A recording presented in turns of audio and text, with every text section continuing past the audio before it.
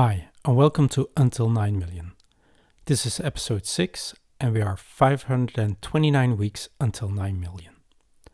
Hi, and welcome back. This week I will continue on last week's episode about stocks and shares, and I will talk about indexes and ETFs. Now, what is an index? A good example of an index is the Dow Jones or the FTSE 100 or FTSE 100, they call it as well. And those are basically pools of top companies, and they put them all together in an index, and then they put a number on it. And you can actually, when you see that index number and it goes up or down every day, then you can see how the group of companies is actually performing. And they use this usually quite well to actually give an example to how the sentiment is on the stock market. So when they say like, oh, the Dow Jones has gone up, then the stock market is, positive. And when it goes down, people think that it's going not that well, and it will, and it's a negative feeling they have about it. So an index is a pretty good way of sensing a whole group of or how a whole group of companies is doing. Now, the Dow Jones is obviously for America, and the FTSE 100 is for the UK, for the United Kingdom.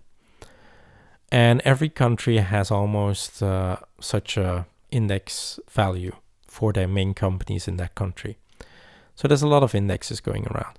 There's also indexes of groups of investments, like companies in new technology or companies in raw resources.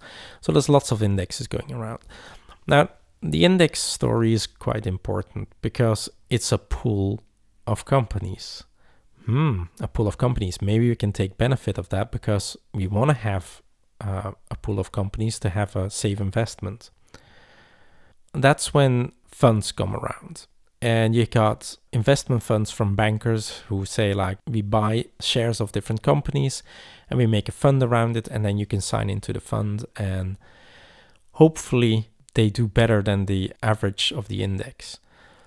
Now, most bankers don't do better than the average index. Some do. Some do it maybe 1 year and 2 years after, but most bankers don't beat that index.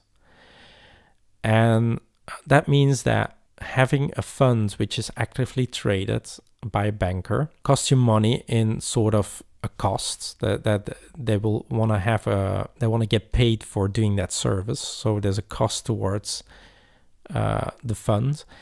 And on top of that, if they don't do really well and they go down, you lose money as well. So if you add everything up, then if the fund does as well as the index, and you subtract the costs of the banker that actually manages it, and you come below the index, then you didn't do as well as the index, which is not that good because the index is the average. So I'm not a big fan of actively traded funds. Obviously, there are bankers who are doing really well and who actually manage to beat the index and make a fund that is better managed than that. Now, one of the other possibilities is that you actually invest in an index tracker. Now, index trackers, in my opinion, are really interesting because it's also a pool of shares, usually exactly the same shares as the index. Let's say the FTSE 100, for example.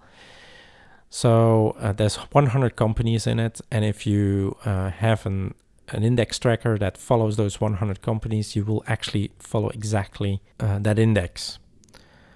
If you follow the index, you're probably going to have an average result, just as the index is an average result of the whole stock market.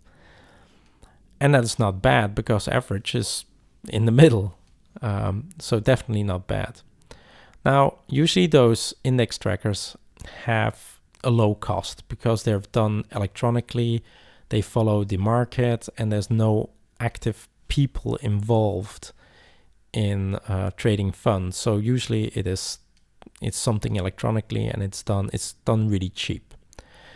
So even if you follow the stock market, if you do the average thing and you follow the index, then there's a small cost towards it, and there you go. You actually will probably come out almost the same. If you don't count dividends, you come a bit lower. But if you do count dividends, you should beat the market slightly, because you can add those dividends on top of it. Because when you buy index trackers, you obviously also get dividends. As the same with investment funds from bankers, that is. I have to mention that as well. So as you can see, an index tracker can be really interesting, and it does as good as the market does. You can buy index trackers from banks who do them privately, and you sign into the bank's index tracker, and then the bank or the investment funds takes care of it. But you can also do it yourself through ETFs, and that's exchange traded funds. So basically those are funds or index trackers that actually are also sold on the stock market.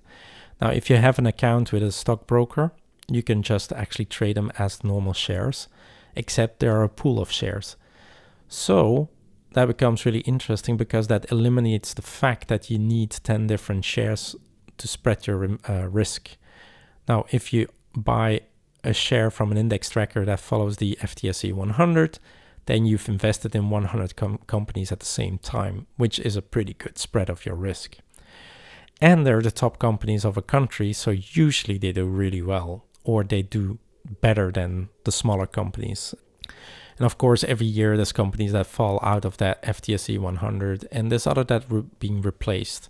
So it's not that bad of a risk spread tool. That also means that you still have to buy, of course, enough shares to offset the costs. Let's say that you still have to invest 2,000 euros to offset that buying and selling cost. So an investment cost of 2,000 is much more interesting than 20,000, especially if you want to start small. I don't think there's a lot of people who can smack down 20,000 in one go, but maybe 2,000 is doable. So that's a good start with ETFs. Okay, that's for this week. I will continue on ETFs next week, and I will give my personal opinion about them.